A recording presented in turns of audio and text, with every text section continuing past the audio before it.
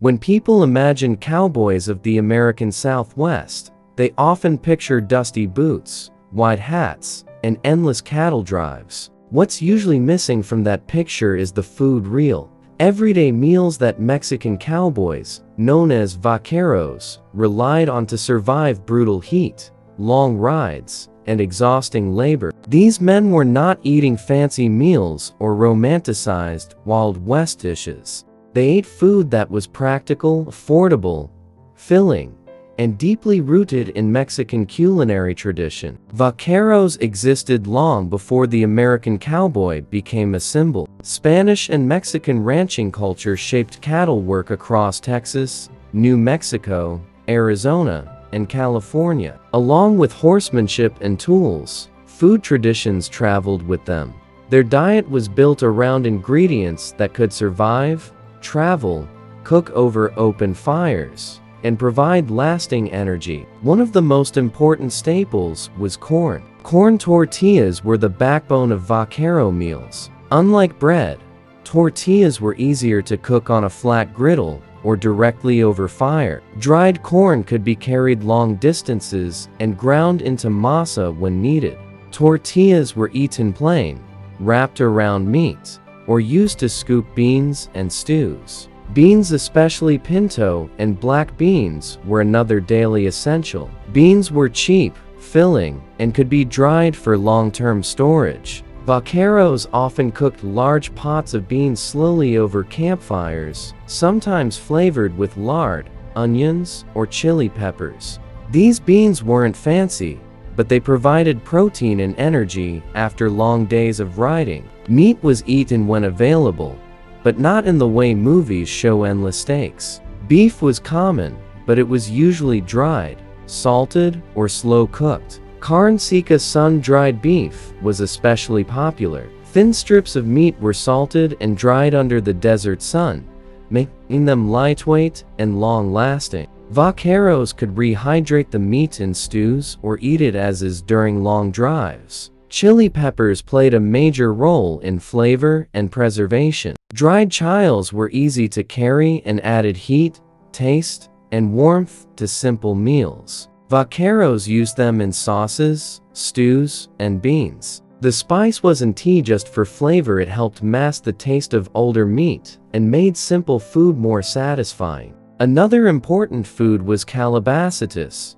a dish made from squash, corn, and peppers. Squash grew well in the Southwest and cooked quickly over fire. Combined with corn and chilies, it created a nutritious meal that required very few ingredients. Cheese also appeared when possible, especially queso fresco. While it didn't last as long in heat, fresh cheese was eaten quickly when near settlements or ranches. It was often crumbled over tortillas or beans to add richness. Vaqueros also relied heavily on animal fats. Lard was essential for cooking and added calories needed for physical labor. Food was often fried or simmered in fat to increase energy intake. In harsh conditions, fat wasn't unhealthy, it was survival. Coffee, surprisingly, was common. Strong, bitter coffee helped vaqueros stay alert during early mornings and cold nights. It was usually boiled over open fires and consumed without sugar or milk.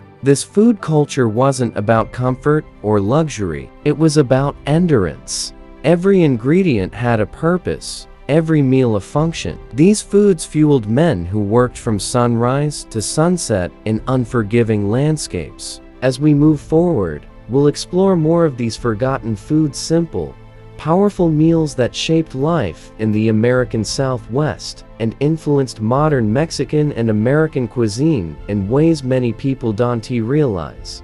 Vaquero food was shaped by geography, climate, and necessity. The American Southwest was hot, dry, and often unforgiving. Refrigeration didn't exist, grocery stores were rare, and meals had to survive days on horseback. That reality explains why Vaquero cuisine focused on preservation and simplicity. One major food was frijoles de la ala, beans cooked slowly in a pot over fire. This wasn't just one meal. It could last several days. Beans were reheated, thickened, or mashed depending on what else was available. Sometimes leftover beans were fried in lard to create refried beans, making them even more filling. Tortillas weren't always fresh. Vaqueros sometimes carried hardtack-style corn cakes that lasted longer. When water was available, they softened them or cooked them again over flame. Menudo was another important dish,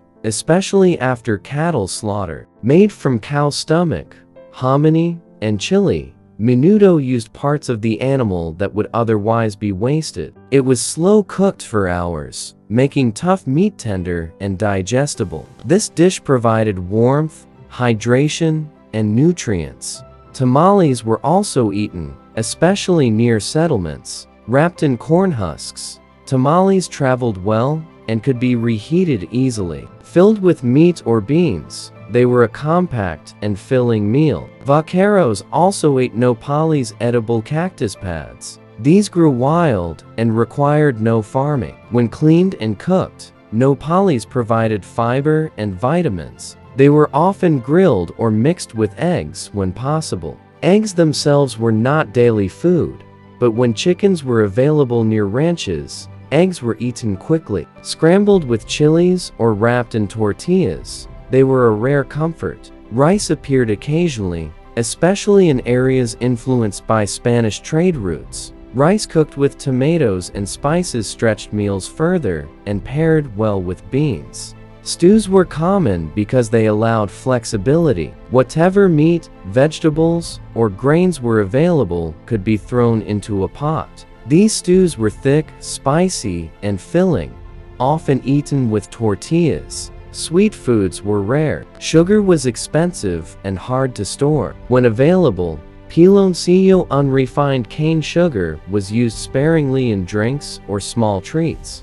Drinks were simple: water when safe, coffee when possible, and sometimes atole, a warm corn-based drink that provided energy. Atole was especially useful in colder desert nights. Vaquero food reflected deep knowledge of the land. Nothing was wasted. Ingredients were respected. Meals were shared communally, strengthening bonds between men who depended on each other for survival. These foods weren't just survival rations, they were the foundation of regional cuisine that still exists today. Modern Tex-Mex and Southwestern food owe much to vaqueros who cooked with fire, patience, and necessity. One of the most misunderstood ideas about vaquero food is that it was boring. In reality, it was rich in flavor, tradition, and cultural meaning. Even with limited ingredients, vaqueros knew how to create satisfying meals. Chili Colorado was a common dish, meat simmered in a deep red chili sauce made from dried peppers. This sauce could be poured over meat, beans, or tortillas, transforming simple food into something powerful and comforting. Salsas were essential. Made from chilies, tomatoes, onions, and sometimes garlic, salsa added freshness and heat. Even a small amount could change an entire meal. Vaqueros also ate liver, heart, and other organ meats. These were nutrient-dense and cooked quickly over fire. Nothing from the animal went to waste, especially during long drives. Flour tortillas began appearing more in northern regions, where wheat grew better than corn. These tortillas were more flexible and filling, especially when paired with fat-heavy foods. Chorizo, when available, was prized. Spiced sausage added intense flavor and could stretch meals when mixed with eggs or beans. Salt was extremely important. It preserved meat, enhanced flavor, and prevented exhaustion in extreme heat. Vaqueros understood its value long before modern nutrition science. Food was often eaten late at night, after animals were secured. Meals weren't rushed. Sitting by the fire, sharing food, telling stories, this was one of the few moments of rest in exhausting days. Women on ranches also influenced vaquero cuisine, preparing dried foods and teaching cooking methods passed down generations. This was a shared cultural effort, not just campfire improvisation. These foods helped shape identity. Eating like a vaquero meant resilience, adaptability, and respect for tradition. Today, many of these foods are celebrated without acknowledging their origins. Understanding what vaqueros actually ate helps restore credit to Mexican culture and American history. As American settlers moved west, they adopted many vaquero food practices, often without recognition. Chuckwagon meals later associated with cowboys were heavily influenced by Mexican techniques and ingredients. Beans, chili, tortillas, dried meat, these became standard cowboy fare. But originally, they were vaquero food. The simplicity of these meals allowed survival in harsh environments. High calories, low waste, easy transport. This was intelligent food design. Modern fast food owes something to this tradition: portable, filling, and efficient meals. Understanding this history challenges stereotypes. Vaqueros were skilled professionals with deep knowledge of land, animals, and food. Their cuisine deserves respect, not caricature. By remembering what they actually ate, we honor the people who built ranching culture in the Southwest.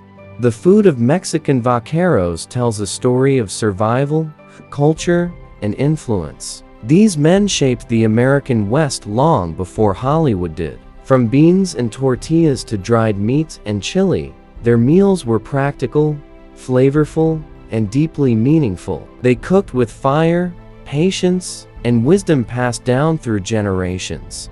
Today, many of these foods live on, sometimes renamed, sometimes rebranded, but their roots remain Mexican and vaquero at heart. Remembering what vaqueros actually ate helps correct history and give credit where it's due. If you enjoyed this deep dive into real food history, like the video, subscribe for more forgotten food stories, and comment below which vaquero food surprised you the most.